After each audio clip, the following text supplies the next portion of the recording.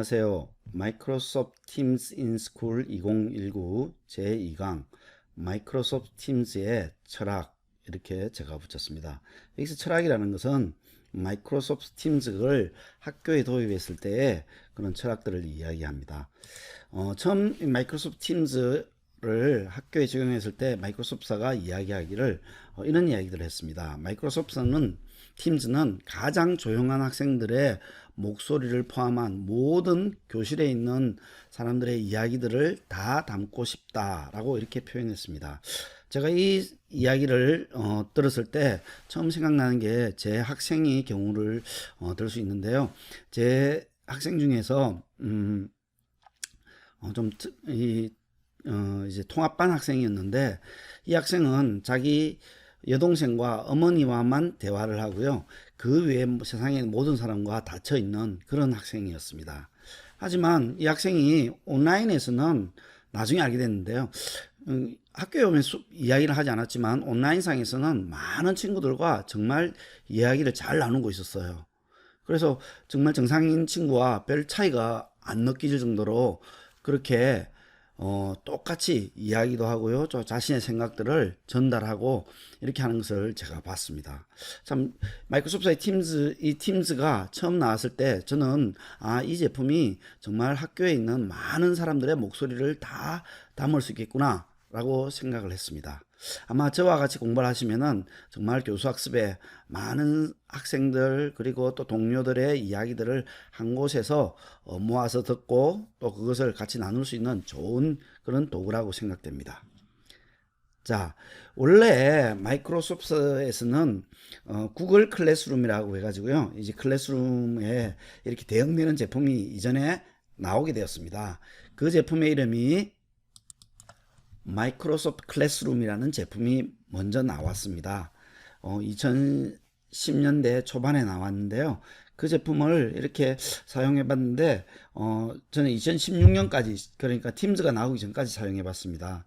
마이크로소프트의 이 클래스룸은 구글 클래스룸을 염두에 두고 이제 카운터파트로 나왔기 때문에 상당히 구글 클래스룸을 사용했었으면 쉽게 사용을 했습니다. 그런데 2017년이 되면서부터 이제 마이크로소프트 클래스룸을 마이크로소프트는 버리고 새로운 구글 이 어떤 제품을 도입하게 되냐면은 제가 설명드리는 이 마이크로소프트 팀즈라는 제품으로 새롭게 도입을 하게 됐습니다.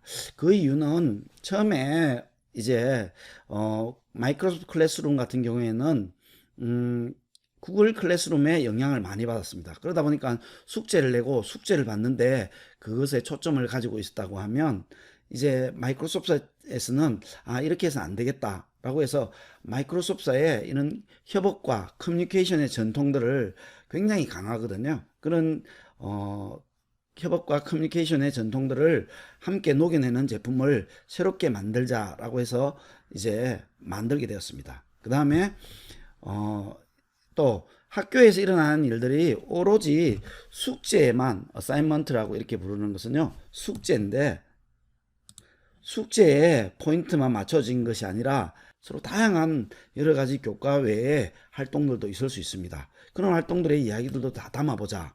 그리고 그것들을 어떻게 담는 것이 가장 좋을 건가 고민한 것에 채팅 기반의 그런 서비스로 한번 녹아내보자 라고 해서 만들어진 것이 팀즈고요. 그리고 원래 팀즈는 기업용 솔루션에서 나왔습니다. 기업용 솔루션에서 나왔는데요. 그거를 학교에 적용을 하게 됐습니다. 구글 클래스룸 같은 경우에서는 구글 클래스룸은 처음부터 교실에 맞도록 만들어 놓은 제품입니다. 그러다 보니까 교실에 사용하기가 굉장히 사실은 편리합니다. 특히 숙제를 내고 숙제를 받을 때 굉장히 편리하거든요. 근데 이 마이크로소프트의 팀즈는 숙제를 내는데도 물론 포인트를 맞춰져 있지만 그 외에 커뮤니케이션과 콜라보레이션의 센터 역할들을 한번 해보자 라고 해서 나온 제품입니다. 그리고 이 제품은 실제적으로 기업용 솔루션이다 보니까 여기에 나와 있는 기업용 솔루션이다 보니까 학교에 사용하던 것이 곧 사회에서의 업무와 마찬가지의 서비스를 이용할 수 있습니다. 만약에 팀즈를 도입하게 되면은 학생과 학생, 학생과 교사, 그 다음에 교사와 교사끼리 이런 팀즈를 이용해 가지고 업무를 진행하고 교수 학습을 진행할 수 있기 때문에 사회에 나가서 우리 학생들이 사회에 나가거나 아니면은 졸업을 해서 대학에 가거나 그 이후에 이런 학업을 계속하거나 마찬가지로 전혀 이런 갭이 없이 간극이 없이 바로 서비스를 그대로 내가 하던 서비스 그대로 이용할 수 있는 것이 특징이라고 할 수 있습니다. 오피스 온라인이라는 것은 웹에서 오피스 제품을 이용하고 비설치형 오피스 제품인데요. 그것을 이용할 수 있는 것들이 이 팀즈의 또 특징이거든요. 그걸 그대로 이용할 수 있고 팀즈에는 구글 드라이브나 심지어는 구글 클래스룸도 연결할 수 있는 것이 특징이 되겠습니다. 제가 뒤에까지 넘어갔네요. 네. 아직까지 제가 이렇게 펜을 쓰는 것이 익숙하지 않아 가지고요. 죄송합니다. 자, 이번 시간에는 우리 구글 클래스룸과 팀즈의 차이점, 그 다음에 팀즈의 역사, 우리 그 팀즈가 나오기 전에 마이크로소프트 클래스룸에 대해서 살펴봤고요.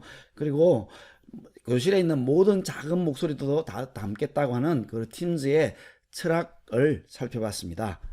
감사합니다.